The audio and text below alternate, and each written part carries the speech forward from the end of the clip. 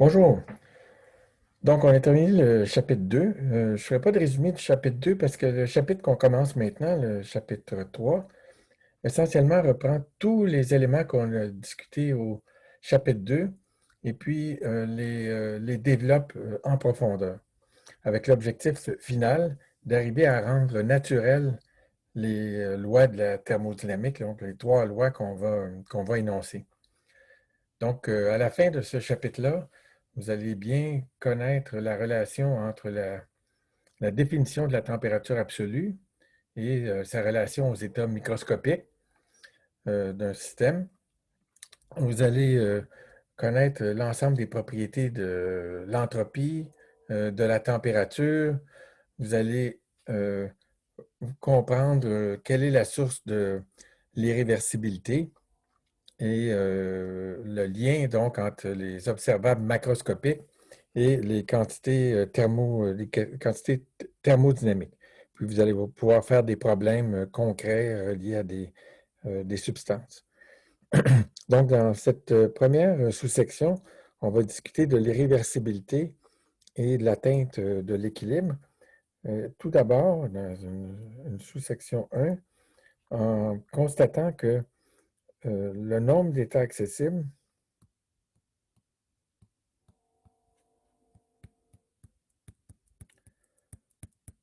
accessible,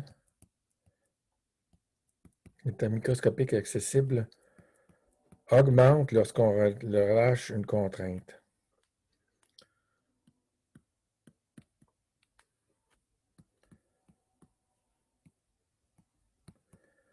Donc, qu'est-ce qu'on veut dire par là? D'abord, définissons ce qu'on veut dire par état accessible. Donc, on peut voir ça comme une définition.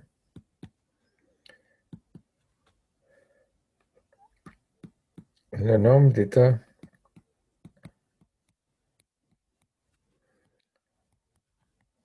microscopiques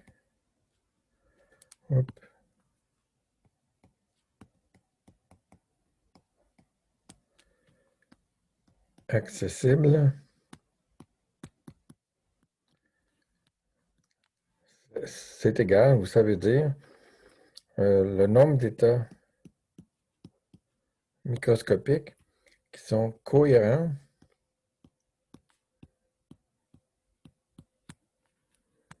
avec l'état macroscopique.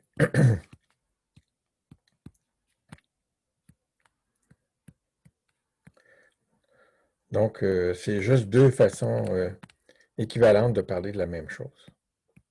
D'accord? Parler d'état cohérent avec l'état macroscopique ou d'état microscopique accessible.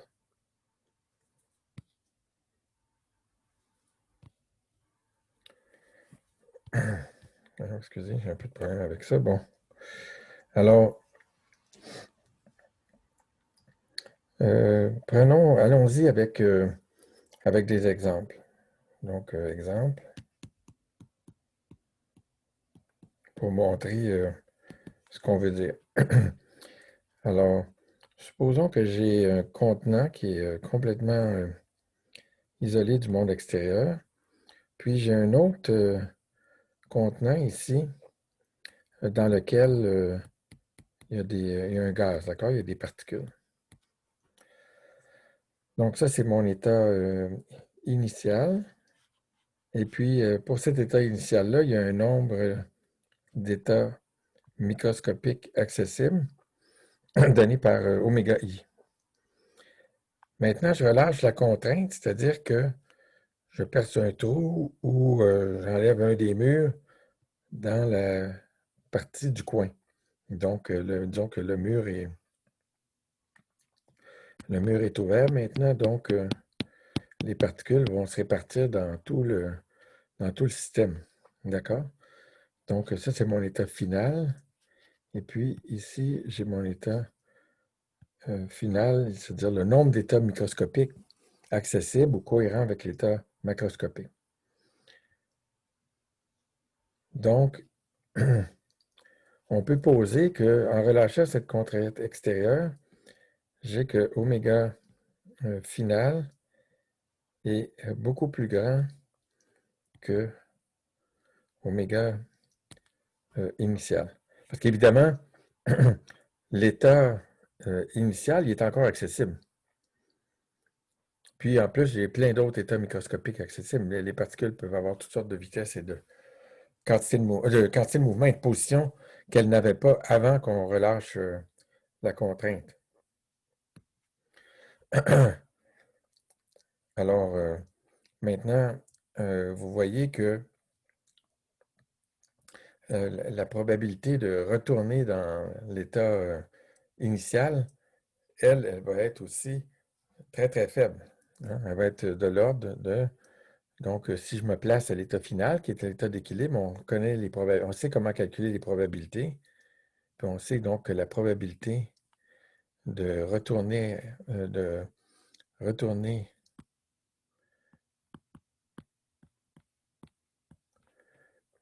à l'état initial I, ça va être égal au nombre d'états microscopiques dans l'état initial divisé par le nombre d'états microscopiques dans l'état final, puisque dans l'ensemble microcanonique, celui qu'on considère ici, parce que les systèmes sont isolés du monde extérieur, la probabilité d'un état microscopique donné, c'est 1 sur le nombre total d'états microscopiques. Donc, vous voyez que la probabilité de retourner, elle est égale à ça. Donc, vous voyez que cette probabilité-là, elle est ridiculement petite. Donc, par exemple, hein, si je prenais n particules,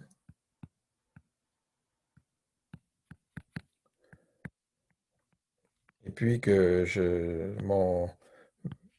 ma situation initiale, c'était juste qu'elles étaient toutes du même côté. Et puis ma situation finale, c'est maintenant que j'ai enlevé la paroi, puis elles peuvent être partout. Vous voyez qu'il y a une chance sur deux qu'une particule donnée ici retourne à droite. Puis si on veut qu'elle soit toute à droite, ben, j'ai une chance sur deux, exposant n, d'accord? Parce qu'il faut que je multiplie les probabilités.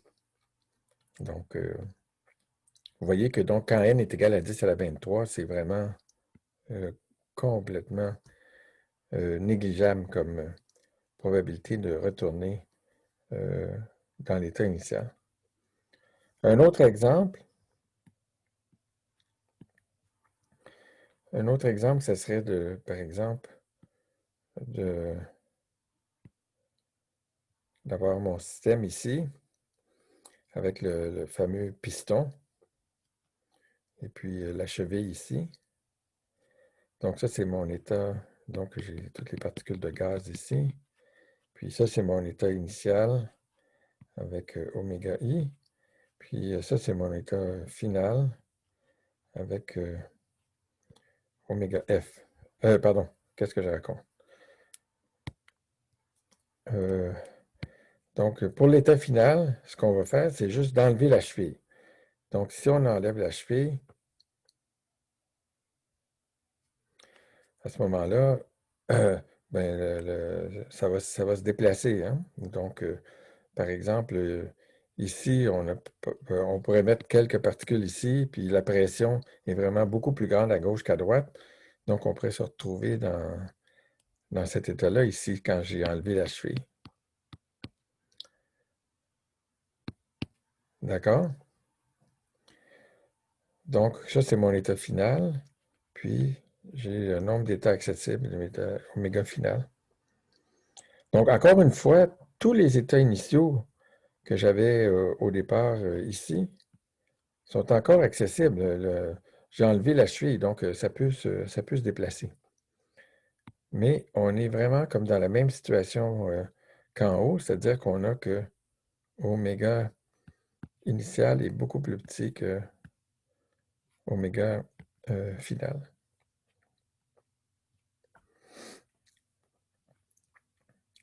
Finalement, un dernier exemple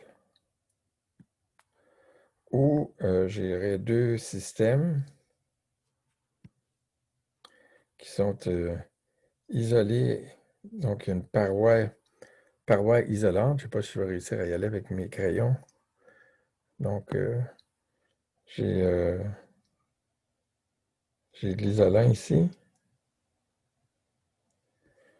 Et puis, j'ai j'ai mes particules ici. Et puis, j'enlève l'isolant. Donc, si j'enlève l'isolant, il ne me reste plus rien que cette paroi-là. Et puis, les particules. Donc là, ils sont en contact thermique. Encore une fois, euh, tous les états de l'état initial euh, sont accessibles dans l'état final, mais j'en ai beaucoup plus. Hein, parce que l'énergie, maintenant, peut se réparer de toutes sortes de façons. Mais je satisfais encore cette inégalité-là. Donc, la grande leçon ici, c'est simplement que si on relâche une contrainte, donc relâcher une contrainte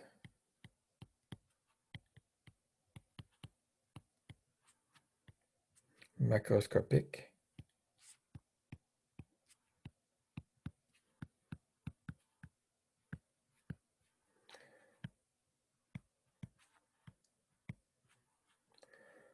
mène nécessairement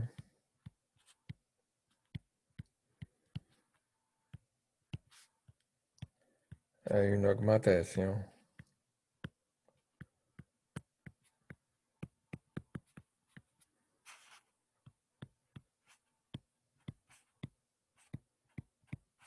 du nombre d'états accessibles.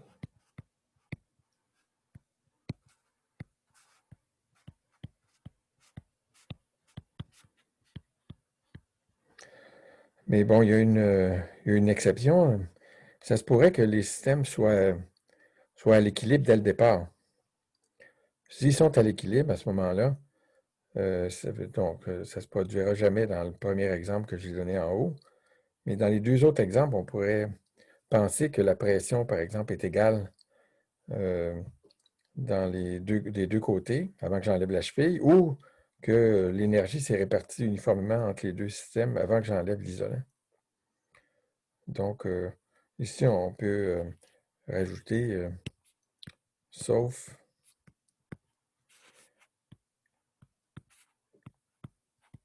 si les systèmes étaient à l'équilibre dès le départ.